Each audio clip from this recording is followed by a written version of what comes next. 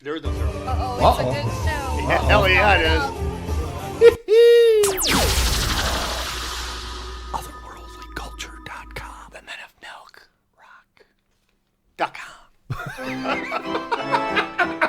An umpire and a vampire square off week after week, reviewing movies outside their own strike zone. This week's movies, the 1981 Cannonball Run and the 2006 Behind the Mask, The Rise of Leslie Vernon.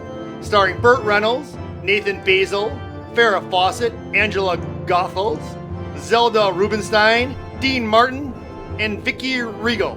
Now 2 guys who compete in their own Cannonball Run each year when they take a road trip to Horror Realm.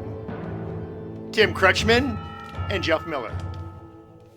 You remembered your name and everything. That was awesome. I wrote it down. Okay, good. Hey, everybody. Hi. Welcome to this show. I'm the vamp. He's the ump. He loves sports, so he assigns me sports movies to watch, which is terrible and should be considered a form of torture. And I assign him wonderful, lovely horror films because I'm a horror movie fan. And Jeff, just so you know, Jeff is the actual originator of the designated hitter rule in the major leagues. He suggested it one day to the commissioner at the time, stating that pitchers can't hit anyway. That was the actual beginning. Okay. You know that because you were there. Okay, I was, and then I spoke to someone. So good. Right. The commissioner. Yeah.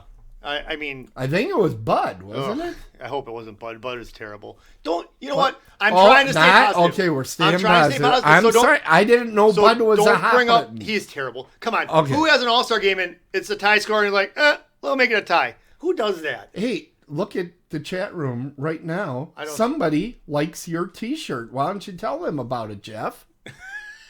See? Nice t-shirt, Jeff. Oh, Swobenek. Right there. Yeah, so no, the Milwaukee Milkmen are playing tonight.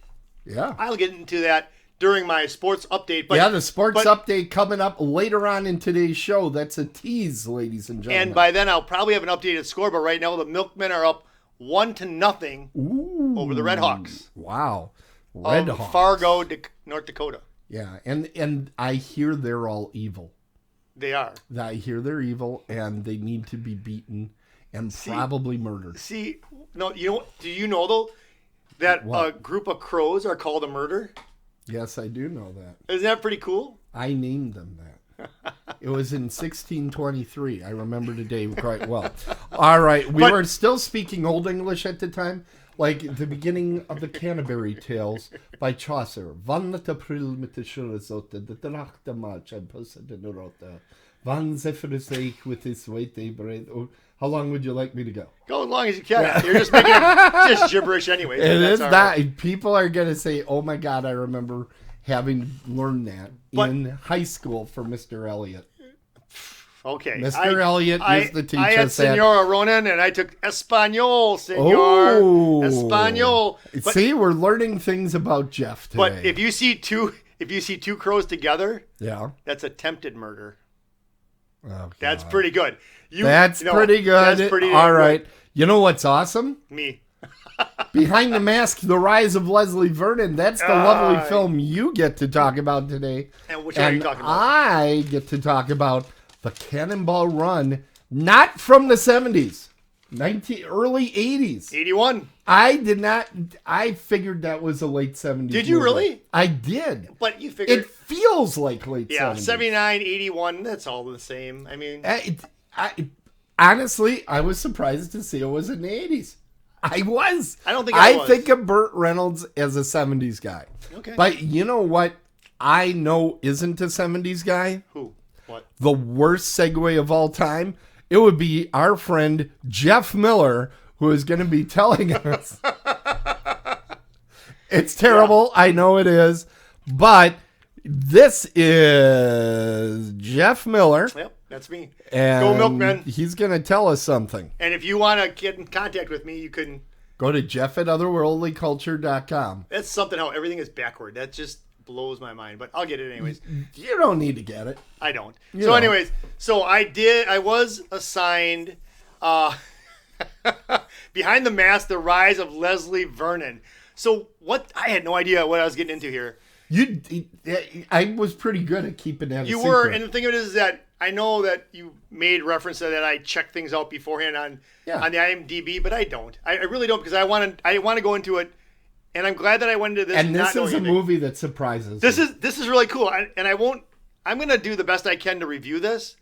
But I'm not even going to bury the lead. I'm going to tell you right now that I really enjoyed it. So let's get into this, all right? This is a hard one to review. I'm going to be very entertained, because it's like, what can I say and what should I not say? Because not a lot of people have seen this film outside of real horror fans. Yeah, I'm not a real horror fan, but because I'm assigned it. We're getting there. Well, if they'd all be like this, I could. So here's what's going on. So Behind the Mask, so it's kind of a spoof off of Behind the Music, all those VH1 type of shows where you got the backstory of all the bands like Leonard Skinner, Bob Seger, and so on. So this is Behind the Mask. This is behind how Leslie Vernon came to be. And Leslie Vernon is he's a wannabe killer, because I don't even know how to describe this, because it's so neat, and it's also like the Blair Witch Project, because it's like a documentary type thing. Right. So this woman, and I'm gonna get her name. So her name, Taylor Gentry. Yeah. She's the main female lead. She is a grad student, and she goes there with and almost certainly an albino. Not even close. But I've seen her in other things before, and I'll tell you about that later. Albino. Yeah. I'm sorry. So she is very pale. Well, I think she's a vampire. But there was no sun. She doesn't come to the classes with me, though. It looks like this thing was shot in the fall. So I mean, it does. Yeah. So it doesn't look like there was any tanning beds around. But anyways, so she's there talking about horror, almost certainly, like all the serial killers. So she mentions Nightmare on Elm Street and Jason and Freddy. She mentions all these guys, and actually they interweave a bunch of this in the movie. For example, Kane Hodder, who's in the movie, who is Jason for 3 of the movies, right? 3 of the Jason movies, right? 4. Okay, 4? Maybe 4, yeah. He's actually walking into the house. Wait a minute. We have a chat room. Somebody looked it up. I think it's 4. Okay. So we got to put them to work. I know. Sometimes. So he's walking actually into the house on Nightmare on Elm Street, and they're doing all these things from the other horror movies. Actually, Robert Englund is England. Okay, England. Yeah. That's how much I watch horror movies. He, who is Freddy Krueger, he's in this movie. They make references to all different names in here, and because I've been watching horror movies, I picked up on a lot of them. I mean, I actually picked up on quite a few. And you've been at conventions. Yeah, that's true. There's a lot of, the word I believe is merch. Are you familiar with it? Where they have merch with all these names. I love that guy. Images and stuff. That guy was great. Okay. Scott Wilson, who plays Eugene. Yeah. I thought his character was really awesome. Actually, Nathan Basil, the one who plays Leslie Vernon, the alleged serial killer, the one who the wannabe. I want to call him a wannabe. You know who he reminded me? The slasher in training. I like that. Slasher in training. Yeah. So you know what he reminded me? He reminded me of a cross between, John Henson from Talk Soup? Yes. And Jim Carrey. I could not get that. Look, right there. I think of Jim Carrey when I see that. You know what I mean? Yeah.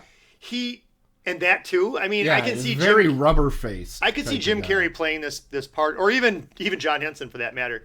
But I really enjoyed his character in here. I enjoyed how they made things happen. So what happens here is they follow Leslie Vernon around, and he's describing how he's going to go ahead and murder these people. And another thing that'll make you think he talks about doing cardio so that when people turn around, he looks like he's walking, but then he's got to run like a son of a bitch to keep up with them. And, I'm sorry, like a son of a miller. Wow. And what about that mask? That mask is ridiculous. That's an awful mask. I'm trying to think why. I know. I think it's supposed to be kind of scarecrow-like, because his legend is that he's kind of a scarecrow coming out of the farm field and that, and with the scythe. But Yeah. I don't know. Does it look Scarecrow? No, I think of another Jim Carrey movie, The Mask. I really do. I mean, there's a yeah, with it being it's green, more like The Mask than is the Scarecrow, because at no point did I want to sing da, da, da, da, da, da, da, da, if I only had a brain. There you go. Da, da, da, da, da, So back to this movie. So what he's gonna do is he takes this film crew and Taylor Gentry around, and he's telling them what he's gonna do. He's looking for a virgin, and they're gonna have a party at the house where he was born or lived or whatever. And it also, like I said, reminded me of Scream. If you remember in the first Scream, you have the one character saying, well, this is what happens in all horror movies. You don't want to be alone by yourself, and so on. Tim. Yeah. Okay. Do you agree? I'm keeping track of something here. We got new people in the chat room. Well, say hello to everybody. See, hello, everybody. See, 3 Fridays. I was right. Get out of here with this. Anyways. 3 Fridays? Yep. That can't be right. Yeah, you know what? I'm bringing 7, 8, 9, and 10. Yeah, because he was on the television set in 10. No, 10 is outer space.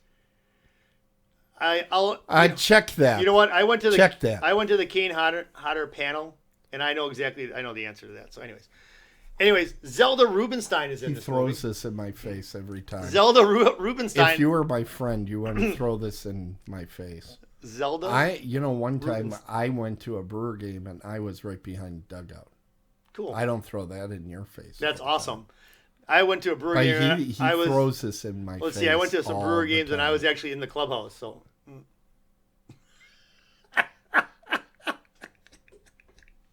So, anyways. All right, go on.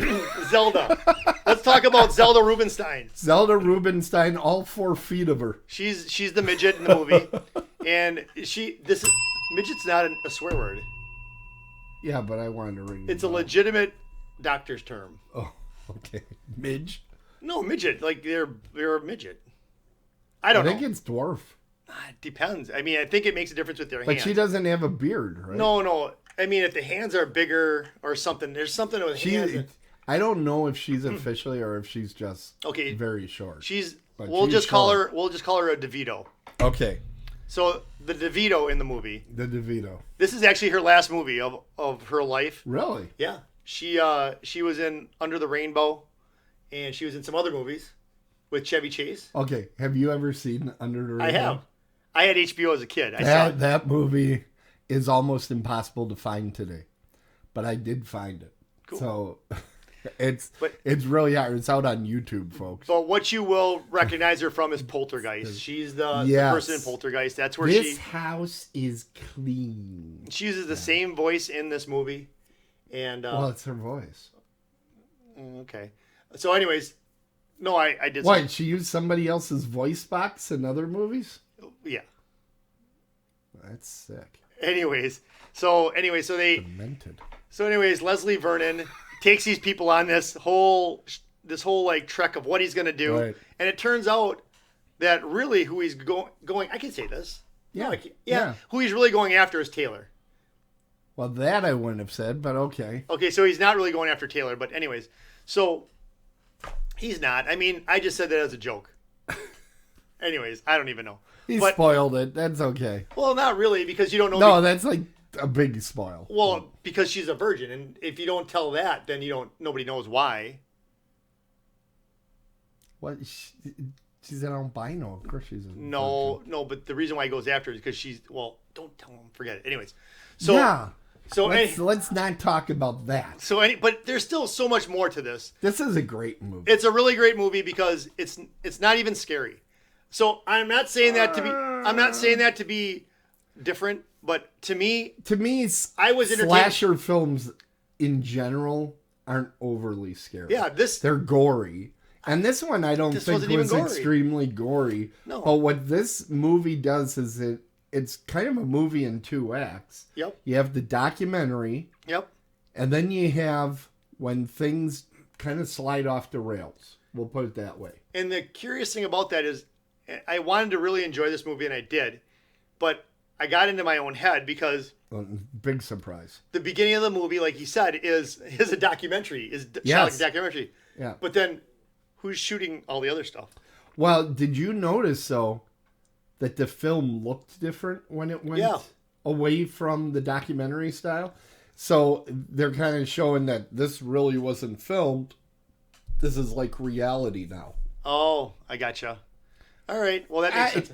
I liked it because obviously in a slasher film, if you were going to do it first person, it'd be a lot of, oh my God, here he is.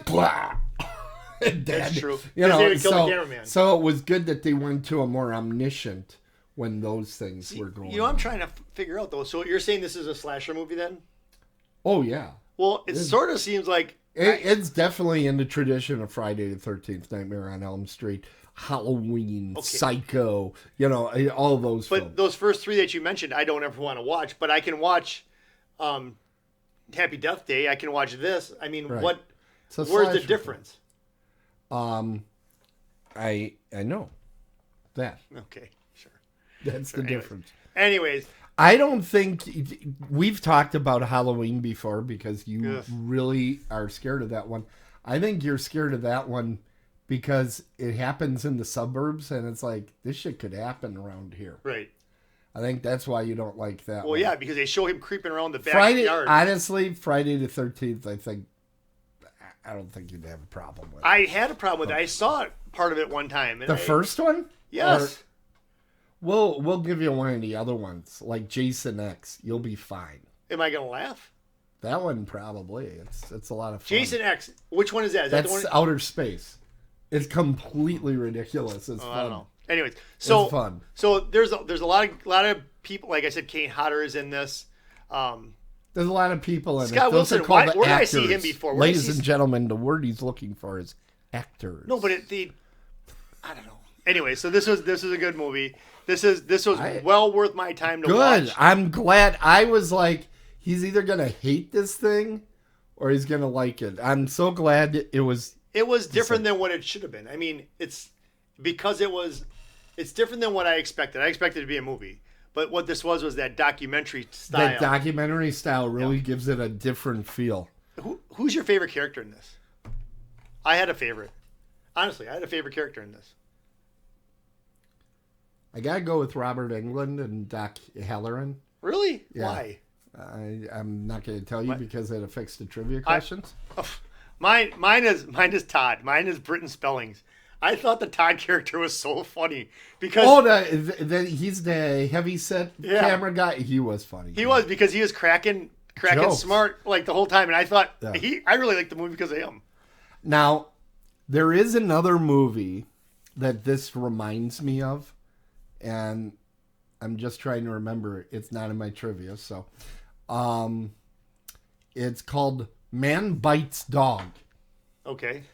And it's like a French movie or something. It was shot in black and white. It's very pretentious, but it is also about a documentary crew that follows a serial killer. But what makes it so similar is the serial killer in that is also kind of a charming, funny type of guy.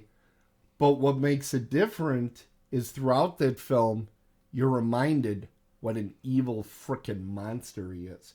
This movie, it kind of creeps up on you. And you start going, oh shit, he's murdering people. Yep. Because at first, you're right. He is charming and he's like, this is what I'm going to do. Da, da, da. Yeah. But he owns turtles.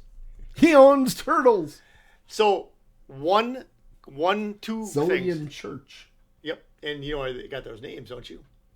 Somebody read the IMDb trivia page. Anyway, no, I just know that.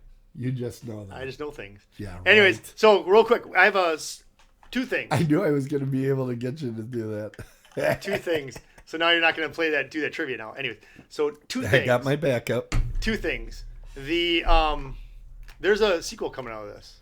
Okay.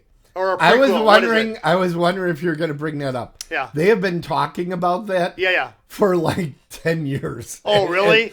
And I don't think it's ever going to happen. But don't they have a cast in that? Doesn't it say like in production? Yeah, well, it's all these the no names that were in this movie. They're available. Don't worry. Oh well. Take a look at his IMDb page. Yeah. He's looking right now at the IMDb page of What did he the do? guy that played Leslie He Vernon. didn't do it. He's an editor. He edits movies. Okay. This is like his only big acting thing, which he's actually, I mean, He's pretty good. He should have an acting career. He's good in this thing. But I don't know. And that Angela, she's done very little outside of this. So it hasn't really been a launching pad, and it should have been. This should have been a franchise. Was this ever? Did you sit through the end credits, by the way? That was the next And thing. we can't talk about. I'm not that, gonna. But what I'm just gonna say is that the music in the end credits is awesome. Oh yeah. Pay attention, or just listen to the music and just listen to the whole thing and watch to the end. Yep. You should always watch a movie all the way to the end, because those people's names on there. Well, you wouldn't leave a game in the 6th inning. No. But anyways, I do have a sports connection. Yeah, I did some work. You don't even have that button anymore, do you? No, hold on. I'm getting more info on this. The sports connection? Yep. Hold on. I got it. Let's see if that one works. There we go. The sports connection in this. Don't I get any kind of... There it goes. Okay, that's okay, though. You should have something new for me. You should have something like a foul ball hitting the pole, or a ball hitting the pole or something. I don't know. That'd be kind of cool. But anyways. Why do you want to hit a Polish American? So Angela Goethals, was also in Jerry Maguire. Okay, Susie Snowflake tells us that Kane Hodder was in a number of different movies as Jason. Friday the 13th, New Blood, Jason Takes Manhattan, Jason Goes to Hell, Jason X. Oh, also in the Freddy versus Jason versus Ash comic film. And 13 Fanboy, which that was a terrible movie, by the way. Okay. All right, so it is more than just 3. But let's talk about what the hell just happened. You did that. No. Somebody just followed us. Thank you for following us. You're welcome to be here. All right, so what are you going to score this, Jeff? Do you want to take a guess? I'm going to say 8-ish. What? Well, you're not supposed to say it out loud. Oh. I'm going to give it an 8. Yeah! I'm going to give it 8. Do I get points for being on the ball? No, I really think this is a good movie. I do. I mean, it's not 10 good, because there's only a few that are 10 good. But it is so good. If you have never seen this movie, watch it. Do you know anybody, when you told people that you're watching it, everybody goes, I don't know what this is. Who am I going to tell? I didn't even know I was watching it until I turned it on. That's true. But it's a really good movie, and if anybody's listening or whatever, watch this movie. All right. Well, you know what time it is for Jeff. Put on your news hat. So much stuff. Do you need to look up a score while I press buttons? Yeah. Yes. Okay. So we are going to our news segment. Otherworldly culture. That's the wrong thing. There it goes. Otherworldly culture sports. Darn. And the jumping Jeffs go away. All right, Jeff. There was jumping Jeffs on there? There were. I didn't see it. Yeah, that happened. Oh, I like that. That's pretty cool. All right, so here we go. I have a couple quick things here. Oh, this is the sports department. My sports department. I should get like a different hat. I should they think that I went to a different room. Yeah, I think people will be completely bring a desk up and then I put like this and start talking. I don't know. Anyways, so back to sports. This is another reason we'll never do a live show. I don't want witnesses. The Brewers, the Milwaukee Brewers are still vying for a spot in the postseason with 10 games left. Do they have a shot? They have a shot. I mean, they do have a shot. Okay. 4 games against the Reds, who are a terrible team. So hopefully they'll sweep all 4 of those. Okay. 2 against the Cardinals, which if the Cardinals clinch and they're good to go, I mean, as far as winning the division, I guess, where they would have a home field or they would have a bye, then I can see the Cardinals laying down for those. And you got 4 against the Marlins, who are not very good. So in all reality, if San Diego can lose a few games and the Phillies can lose a few games, we got a shot. The Brewers have a shot. You say we have a shot, just like Dumb and Dumber. You say I've got a shot. Okay. The Packers won last week versus the Bears and are now 1-1 on the season. They travel to Tampa Bay to take on the Buccaneers this Sunday afternoon. And tonight, right now, as I speak, the Milwaukee Milkmen are in Fargo, North Dakota, face in the final game of the championship series, which is called the Miles Wolf Cup. It's a cup. So it isn't anything golden. No, but I thought we were going to say this was going to be the golden bat. Oh, we can call it that, but we know the real name. No, that's no fun. Why, you want to put a graphic up? No. Okay. The Milkmen shut out the Red Hawks last night 3-0, forcing tonight's final game 5, the best of 5 series. And right now it's sad to report that in the top of the third, the Milkmen are down 2-1. Yeah, but there's always a lot of scoring in those minor league games. Today There is, right? Last night it was 3-0. It's nothing. Today in sports history. Today in sports history, I'm going to guess. Okay. The Milwaukee Milkmen win the Golden Bat that would be Award great. That would be great. in 2022. What do you think happened in 1911? 1911? This is for my Pittsburgh fans. It's going to be... Oh, I was going to guess Babe Ruth. Okay, 1911. Pittsburgh. The Pittsburgh Pirates were formed. Nope. Cy Young wins his 511th and final game in a 1-0 victory over the Pittsburgh Pirates. Wait, that's a real person? Yeah, Cy Young. That's not a real That's name. why the award is named after him. Who have you ever known named Cy? That's what you kill people with, is a Cy. Look at that. Look how I draw everything together. You do. That's pretty cool. 1965, in front of 12,577 fans, the Milwaukee Braves played their last game at County Stadium, losing to the Dodgers 7-6 in 11 innings. Wow. And in 1991, I still keep it home here in Wisconsin, the Green Bay Packers became Don Shula's 300th victory. The Dolphins downed the Packers 16-13. Shula ended his career with 300 wins, 169 losses, and 6 ties. And that's today in sports history. Woo! Go Milkmen. Wow. How'd you like that? That was pretty good. I like that. I'll have to. You'll have to put some work in on the shows. I know it's going to be new for you. You know what I might get? I might get a ventriloquist dummy, and then he could do the talking. Oh, that sounds really disturbing. Wouldn't that be kind of cool? I could just put my sock on. That'd be so disturbing. I could just. What are you doing with your sock? I could just. He took off his sock. Hello. Cover that up. Then I would hide my head behind the microphone so they wouldn't see my lips move. Go. Hello. I'm going to give a sports report. What the hell are you doing? Yeah. Anyway, I gotta put my foot back into my sock. See, that's why I could never do this on the show, because I can't reach around my massive belly. All Ladies and gentlemen, I am going to be reviewing 1981's The Cannonball Run. Some people call it Cannonball Run. It's named The Cannonball Run. Don't forget the "the."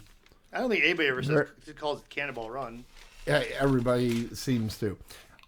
This is a true crime film. Today, this would be a podcast. This is going to be just going to enjoy these clips. Today, this would be a podcast because it's a comedy based on a real event, which I believe the real event was called the Gumball Rally, which was actually made into a movie by Roger Corman earlier, in kind of a low budget film. And then they made the Cannonball Run. And I believe it's a guy by the name of Yates. I forget. Yep. Is it Nick Yates or something like that? Yeah, it is. He was the organizer of it, and he decided to write his own movie. Brock Yates. Based on it. Brock Yates. Mm-hmm. And that's what the Cannonball Run is. Not Cannonball Run. It's The Cannonball Run. Gotcha. Now, this really was an excuse for Burt Reynolds to get together with his friends and his stuntmen to make a movie. Which, this is the thing I'm going to say, and this is why say it now. It won't be a 10. But I seem to remember there being more stunts in this film. And there weren't as many as I remember. They have a couple wacky stunts. Remember, you were a kid when you first saw this. Right. But I think it's stuff like It's a Mad, Mad, Mad, Mad World. That's what this reminded me of. Yes! Yes! Yeah. But it doesn't have that level of stunts going on. But it's a load of fun. Now, Burt Reynolds was able to get pretty well anything he wanted made at this point in his career. He had brought in huge movies like Smokey and the Bandit, The Longest Yard, which we've done before on the show, which makes this Burt Reynolds is an alumni of Dead on the Basis. And, oh, that's right. Deliverance, Sharky's Machine, Gator, The End, Hooper. And then he made this flick. Now, here's what I'll tell you. Remember how I talked about last week that it was like an hour into the movie before I laughed out loud? Yeah. Not true with this movie. However, every time before I laughed, I said, that is so dumb. And then I laughed. Yeah, exactly. So if you're watching this movie and you're like, I want an intellectual treat, first of all, you're the idiot. That. This is a dumb, let's have some fun type of movie. Sometimes those are the best, though. You know that? Yeah. Sometimes those are just the best movies. Here's a question I came upon. I'm watching this movie and I'm like, how did this not ever get made into a video game? You got all these playable characters that you could They do. tried to make this in a video game. They did? Yes. And it didn't succeed, It or didn't what? succeed. I can tell you that. Anti-American. It was anti-American. It was a Japanese guy that tried it. I think terrorists. No, it was a Japanese guy. Now, you do need to be in the right mood to watch this. Drunk. I will say... Which I wasn't. I enjoyed the film, but not as much as when, like 5 years ago, I watched it with the director's commentary, and he sits down with Brock Yates, and they talk about the making of this movie. It is shocking how much of this movie is based on actual incidents that occurred during the Gumball Rally. And I guess they still hold these things, by the way. There isn't the racing and the speeding, which makes it the true crime story. But they have these goofy get-togethers. Oh, go ahead. You have the floor. The popular arcade game Outrun was inspired by Cannonball Run. Legendary game designer Yu Suzuki created Outrun, though it would be fun to turn the movie into a game. Oh. It would be fun to make this movie. Wasn't it? But he tried to. I cannot Maybe imagine. I read it wrong. I cannot imagine that this is the most expensive intellectual property out there. I can't imagine. What do you mean? I'm thinking you could buy the rights to Cannonball Run fairly cheap at this point. Well, let's do it. It's 40 years ago. Let's do it. Well, the time has passed. Well, no, but couldn't there should be an entire sequence called Smoking Bananas. Okay. He was caught smoking bananas. What a great freaking line was in here. I wrote down a few of my favorite lines as we went through here. It's a cornball comedy. This is a comedy for folks that enjoy the Jungle Cruise. It's corny as heck. Wait, are you talking about this latest Jungle Cruise with The Rock? No. I'm talking about the ride. Oh, the ride was great. The ride. That ride is awesome. Now, going into this movie, if you're a younger person, let me explain a few things so you know what it is. First of all the people you are seeing are celebrities. This is before they just would have a stupid Instagram thing, and they actually had to do things. They had to have talent. They had to make movies before they would be declared celebrities. Most of them are character actors that are in here, like Jack Elam, who steals every freaking scene he's in. He's the doctor in the back of ambulance. He's absolutely hysterical. Looks And like he's a played frog. about 10,000 Westerns that he was in.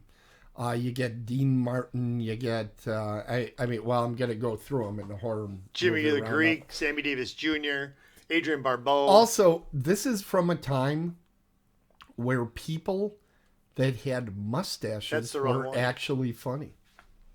That's the wrong one. That's from Yeah, 2. that was from 2. You have a couple clips in here from 2. Yeah. I'm sorry to bust you out on that. That's hold on. That's the best scene. Okay, there we go. When a female cop comes up. Did you recognize the female cop? I kind of did. It's Valerie Perrine. She was Miss Tessmacher in Superman the movie. Oh, okay. I knew that. Yeah, I had a crush for her. Almost every character, and this is what made me think this would be a great video game. Every character has their own musical theme, and it's usually like a ripoff of what they're making fun of. Because Roger Moore is in here basically playing Roger Moore. That's his character. And they have like a almost James Bond theme that they play for him. There's a real Middle Eastern type theme for Jamie Farr every time he comes in. I mean, you don't have to look up. Every time it's Jackie Chan, it's like the and it's like, oh my God, this. By the way, if you're easily offended, not your movie. That's why I think that's why this movie has a 29 in Rotten Tomatoes. That's why this movie's so great, though. I mean, it's not as bad as people say. It's hilarious. It is very funny. Now, are you going to be proud of yourself for watching this film? No. One of my favorite lines in here, by the way, is Sammy Davis Jr. and Dean Martin playing priests, which is hilarious because Dean always plays drunk, and Sammy Davis Jr. is very well-known black Jew. Yeah. So he even gets his chain on and goes, God is our co-pilot with his Jew star. And he's got a Jew star. And then Dean Martin says, our car, it only has 2 seats. Where's he going to sit? I remember that scene as a kid. I had no idea who the hell Dean Martin was or Sammy Davis Jr. at this point. And I'm like, that's hilarious. Who is this guy? And that's actually when I discovered the Matt Helm movies. So that was my gateway to those. Do you know the Matt Helm movies? No. Dean Martin made a number of like James Bond ripoffs. Did he really? In the 60s called the Matt Helm. There's that'd be great. 5 movies. Wrecking Crew is really good. The first 3 are really good. The last 2 aren't so hot. But they just make a money grab. Funny. Actually, if you watch the Matt Helm movies and you watch In Like Flint and with not Lee Marvin, the other one. Jim Colburn. James Colburn. Yeah. He made In Like Flint and Our Man Flint. If you watch those 2 movies, that's where Austin Powers really came from. Really? Because it's over the top. And what's funny about it is those are the American James Bonds. But Austin Powers is very, very British. But it's like, it's more in the ilk of the Matt Helm. I could go on. No, I get it. I would like to check one of those out. Okay, so here's the exact line, by the way, that I love. He was smoking bananas. He gets very upset when he talks to him. Him, of course, is Captain Chaos, who is Dom DeLuise's alternate identity. He becomes a superhero, pretty well ushering in the Marvel Cinematic Universe back in 1981. Yeah, there you go. The illegitimate. I'm shocked they haven't made a Captain Chaos film. They made one about a talking raccoon in a tree. So why not? I don't know. Talking raccoon. Yeah, Guardians of the Galaxy. Oh, I don't know. Yeah. It doesn't. I've never seen that. There's no baseball scene. Here's a line I liked. This was by, and it was the organizer, who I think is this Yates character. He says, Yep. You are certainly the most distinguished group of highway scofflaws and degenerates ever gathered together in one place. And at one point, Roger Moore comes up with his car, and he's got a different exotic female with him every time they every go scene. to him.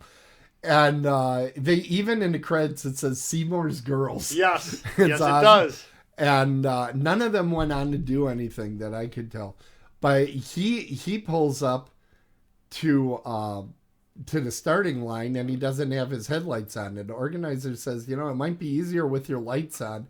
And he looks at him and says, why advertise? It's great stuff. Yeah. There's a cop that says, freeze and name your beneficiary. What a great line. Yes. I love it. That was the guy in Missouri, man. Great stuff. Yeah, that was some great stuff. So Hal Needham was the director. He also directed Hooper and Smokey and the Bandit before this. Farrah Fawcett is about as nipply as you're ever going to see her in movies. I mean, they must have kept the thermostat real low. Dean Martin, he has a number of drinking and driving jokes that don't age very well. No. But there's also a lot of misogyny, a lot of just women are inferior type jokes.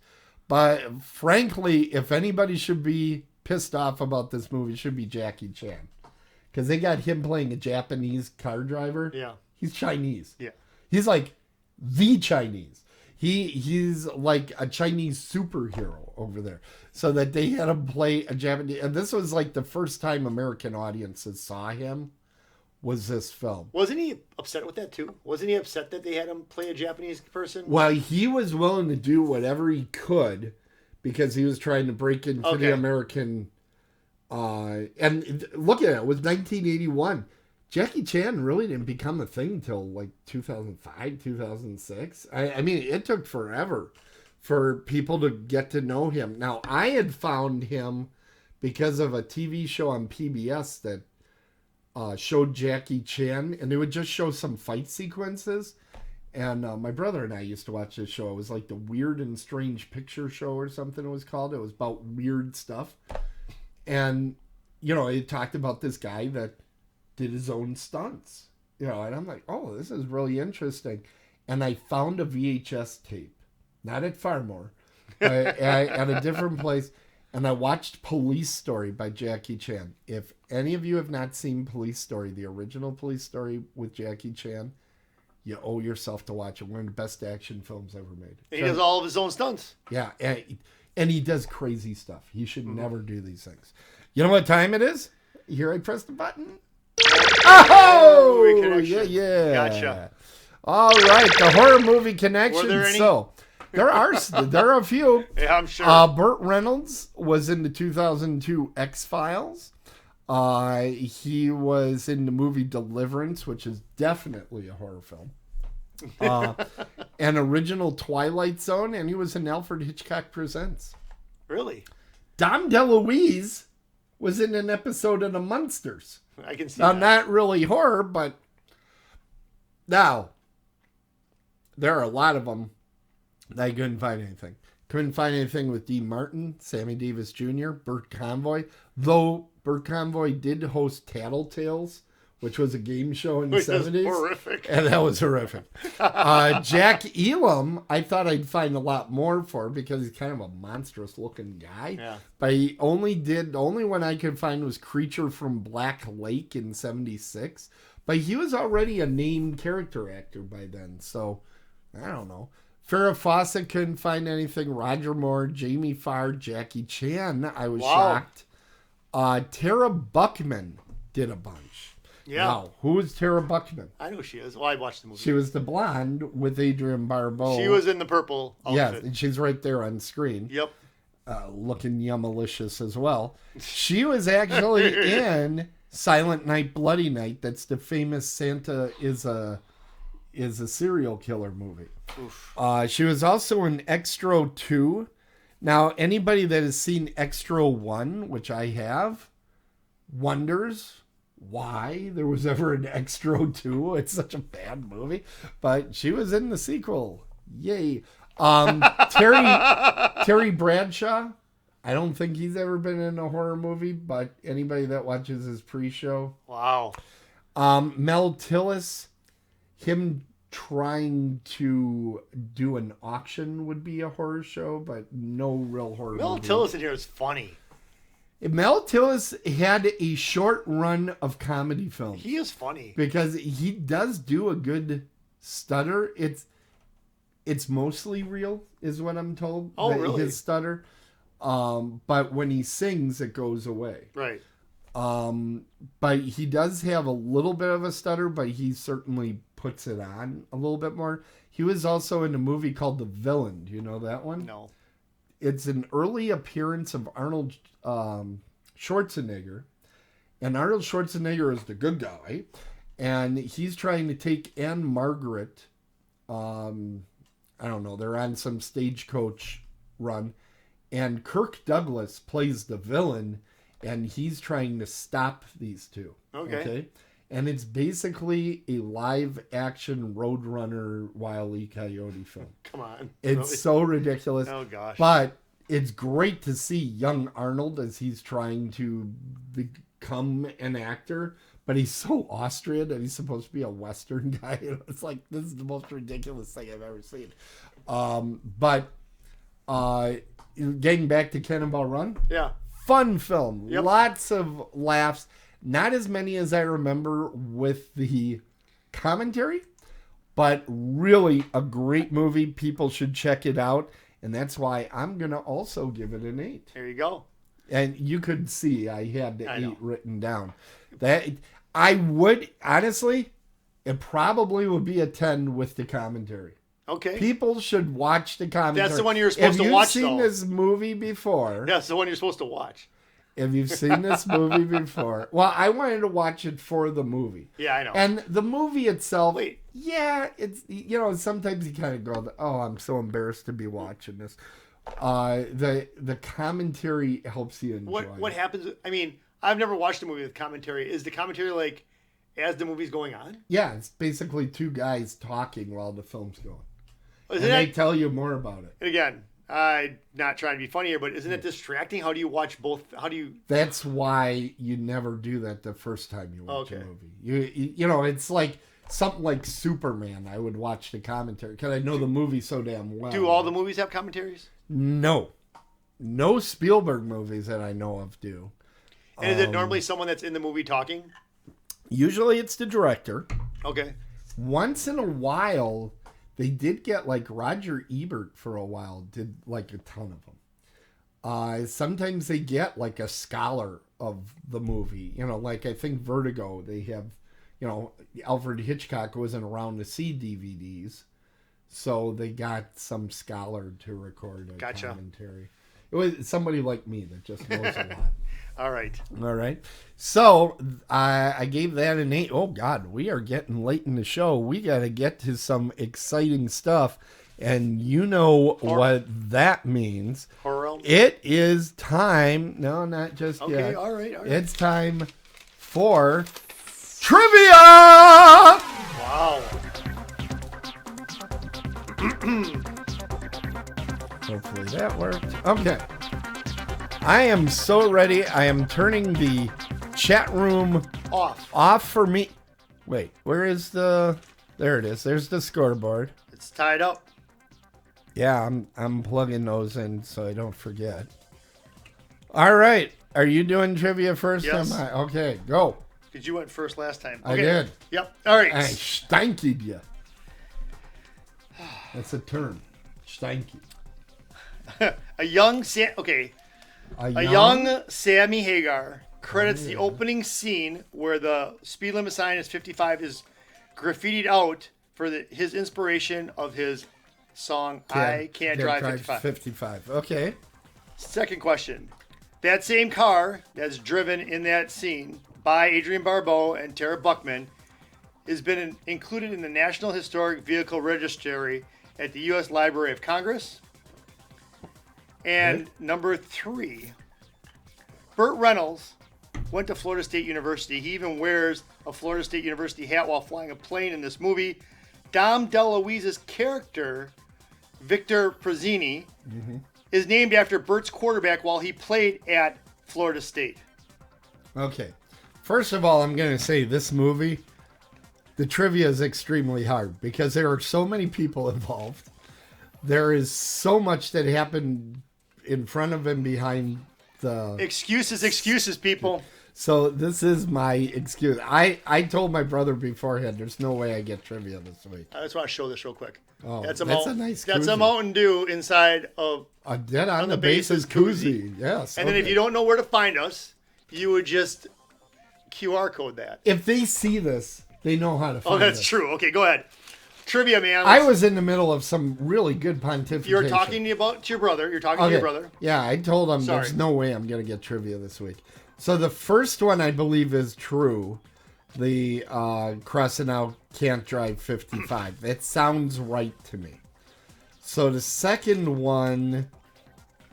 What was the second one? The car that they actually drive. The car that they drive. Adrian Barbeau drives. It could be in the National Registry. There's a lot of shit that they do. Oh, come on, Tim. We're almost to the end here. Oh, I'm sorry. That was my fucking mistake. Wow. So, the tides have turned here. So that could be true. The third one, I thought that Burt Reynolds was the quarterback of his Florida team. That sounds right to me from The Longest Yard. But I don't know that, but it sounds right. So I am going to say number 3 is false. Damn up there. Dun, dun, dun, dun. Great. That one. There we go. That one is 100% true. The car is 100% true. The young Sammy Hagar, I made that up. Really? I am so proud of that, I too. thought that was true. I thought that was true for sure. Okay, I'm here so we go. proud of that, too. Are you ready? Yeah. You ready? Yeah. Okay. All right.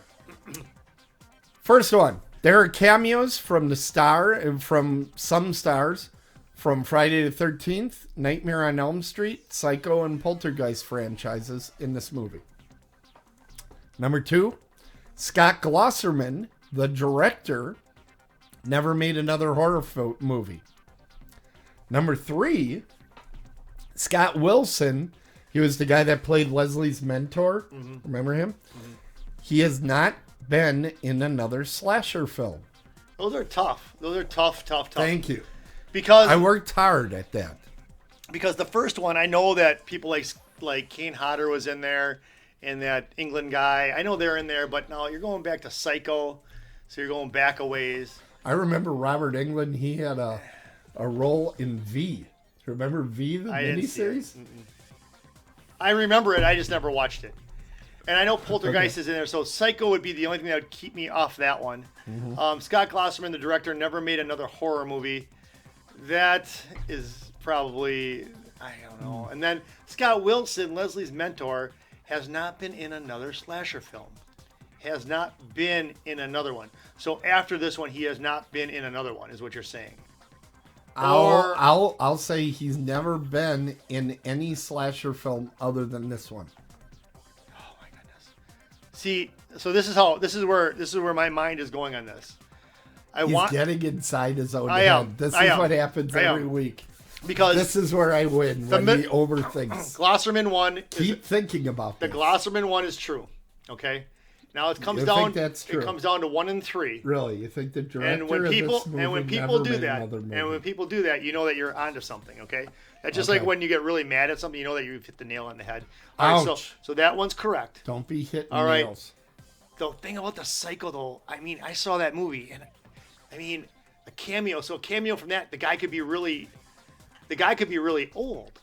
But wait a second. Now, if you think about that, Scott Wilson may have been in Psycho, and he's kind of old, so he could have been in another slasher movie. So then that one and 1 would be correct.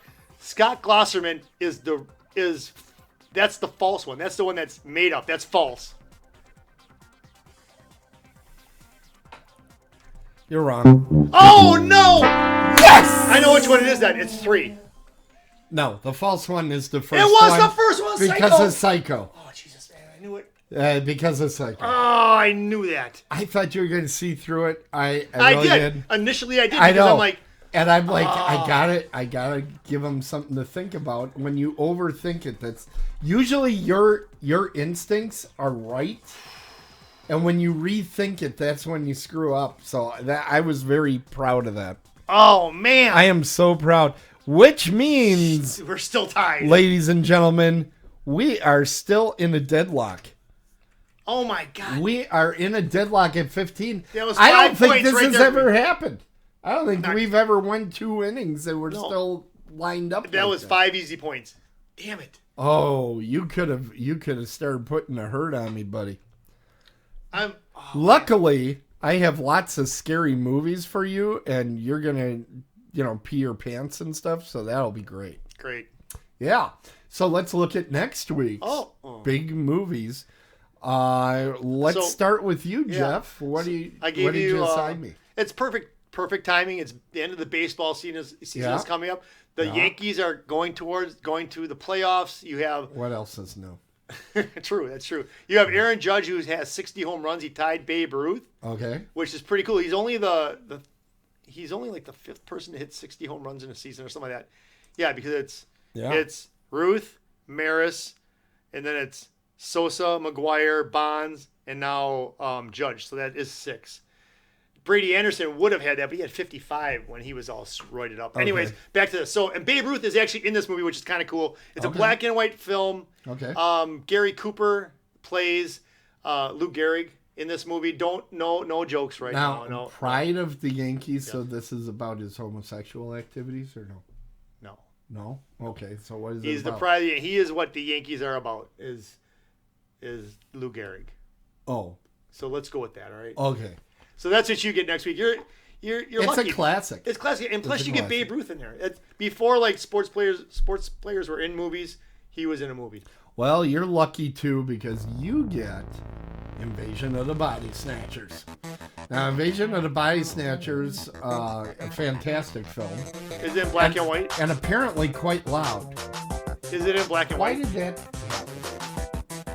You notice how it attacks me, right? My God. Who's attacking you?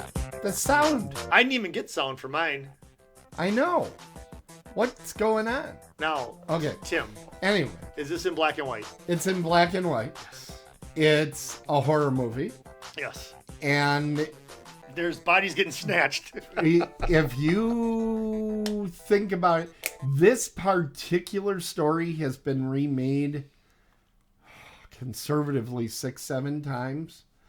Really? And every time it gets remade, it's different.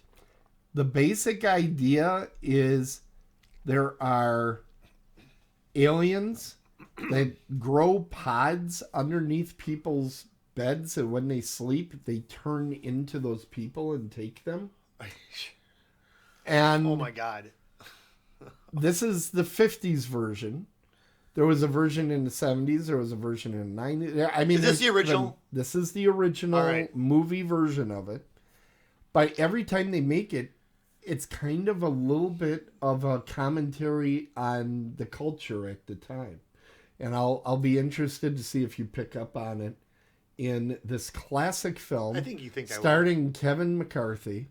I think it'll drive you nuts if you can't put your finger on it, and that's why I say it.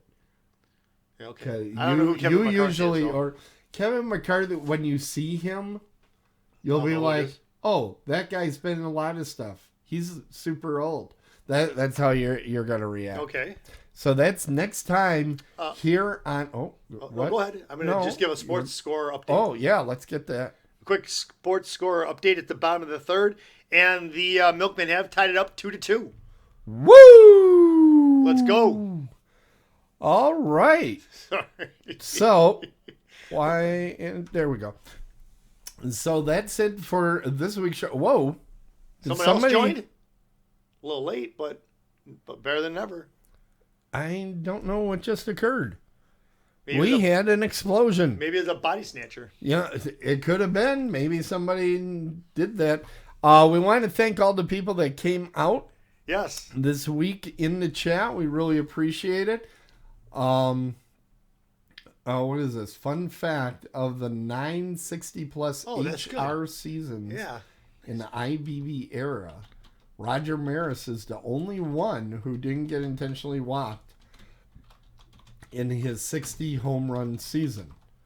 And Jeff is typing things in real time. Yeah, that is exciting. All right, so we'll be talking a lot about baseball history next week. Okay. And about possible alien invasion. So that's all coming up next week here on Dead on the Bases. Remember, if you would like to share or subscribe to our show, yes, please. the best way is go out to otherworldlyculture.com, or you could go to deadonthebases.com. And you can follow the show with the links there. You can connect up with Apple Podcasts, Amazon Podcasts, Pandora, iHeart, TuneIn, Stitcher, Google Podcasts. We're still not on Spotify because what? You basically have to pay to get on Spotify. What? They knew how good this show would be. They would just put us on. If they knew how good the show would be, they would be begging us. Yes, they would. Yeah. That's true. Word to your mother, but Swobet. Don't forget my idea. You thought I was going to forget? No. Okay. Well, now that Jeff is saying it, a very happy birthday. Everybody saw you. Everybody. There's a microphone picking up every time you fart, which, Jesus Christ, what the hell? Whatever. What happened with the cheese? A very happy birthday to my father, Elmer Kretschmann.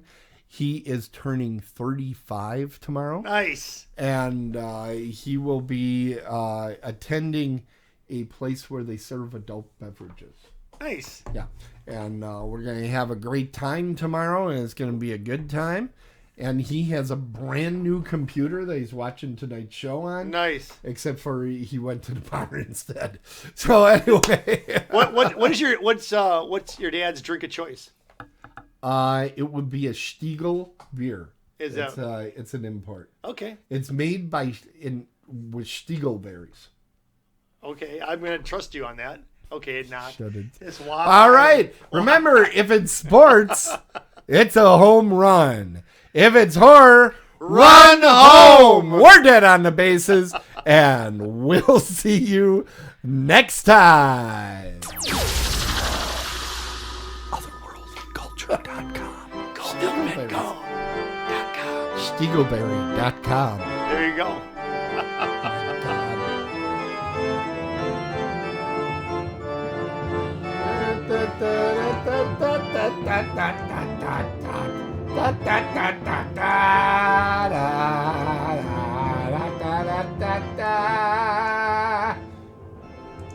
You like my singing? Uh-huh. I know you do. I know you do. Boom, boom, boom, boom, boom. That was a good show, buddy. Yeah. I was impressed.